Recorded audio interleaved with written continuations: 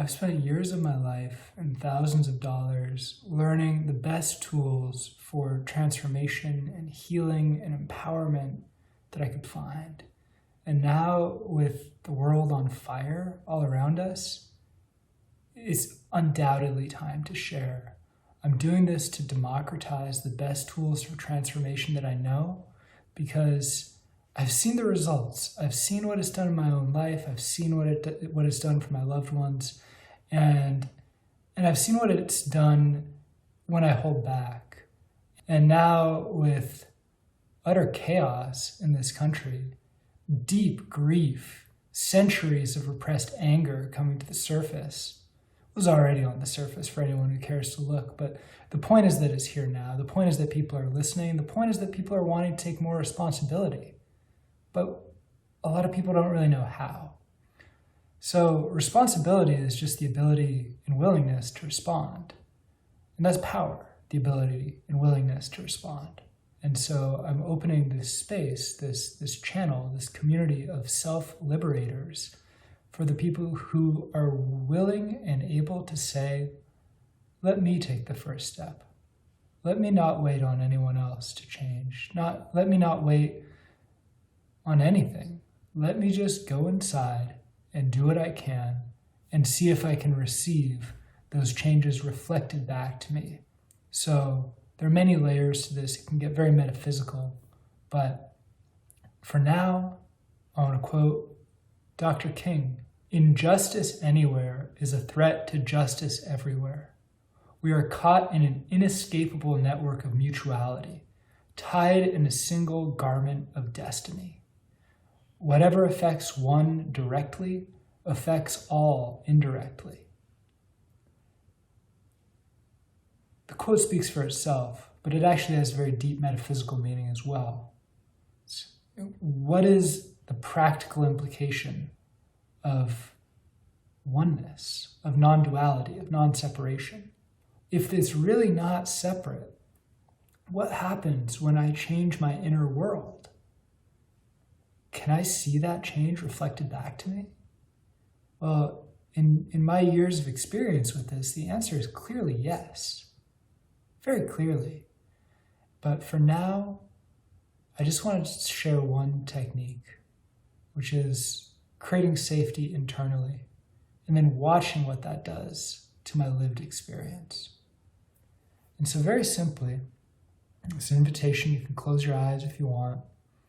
Just imagine that you're in nature, that you're somewhere safe. For me, it's the golden hour where the sun hits the trees at just the right angle and the whole thing turns golden. And for me, there's a river flowing on my left-hand side, a waterfall with a healing pool up the hill. Down behind me is the river runs to the ocean. All kinds of things. But really what's important is to feel a deep sense of safety. To see if you can use your imagination and your awareness by engaging the senses to actually create a change in your nervous system. It's the same logic if I say, oh man, I just had the most delicious brownie for dessert. It was the best. Just the word brownie is enough to get some people salivating, right? It shows that the mind and the body are one. So from safety, just from picturing yourself in safety, feeling that connection with nature, whatever the scenery is for you, no matter how vivid or vague, is not important.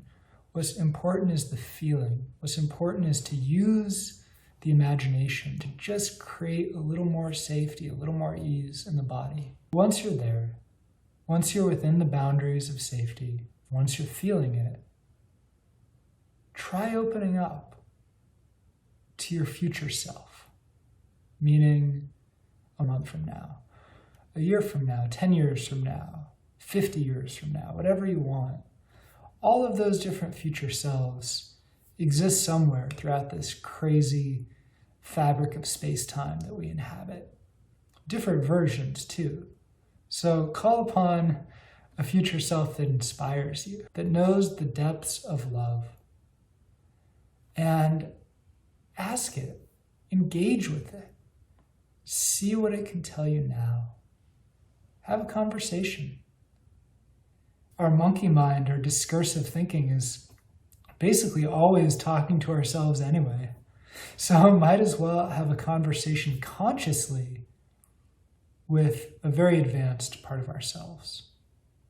The point is just to get started. The point is not to be healed and perfect and beautiful. The point is just to move the needle.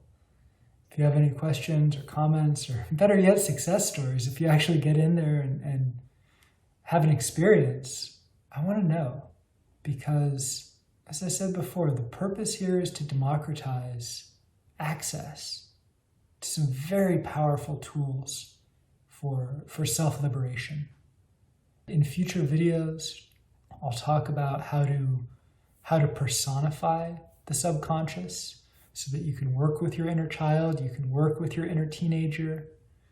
The point is that all memory is stored in pretty much the same way in the brain, in the hippocampus.